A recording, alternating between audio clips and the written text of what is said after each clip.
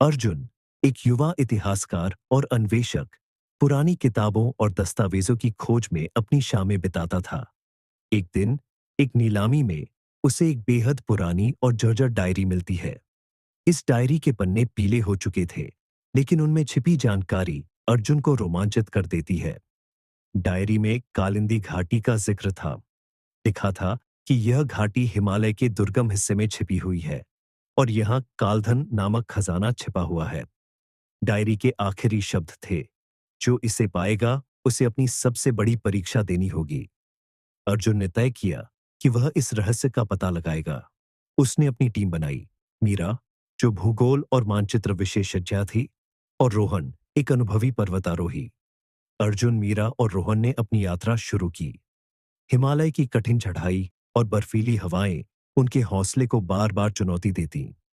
तीसरे दिन उन्होंने एक स्थानीय गाइड से मुलाकात की, जिसने उन्हें चेतावनी दी, घाटी में जाना मौत को बुलावा देना है।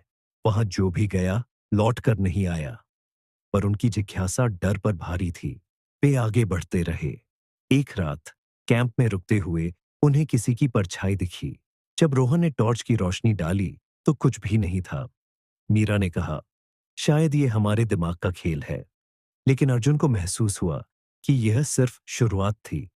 घाटी का द्वार एक विशाल चट्टान के पीछे छिपा था। चट्टान पर प्राचीन लिपि में लिखा था, यहां केवल वही प्रवेश कर सकता है जो अपने दिल से सच बोलता है। जब उन्होंने चट्टान को छुआ तो जमीन अचानक हिलने लगी।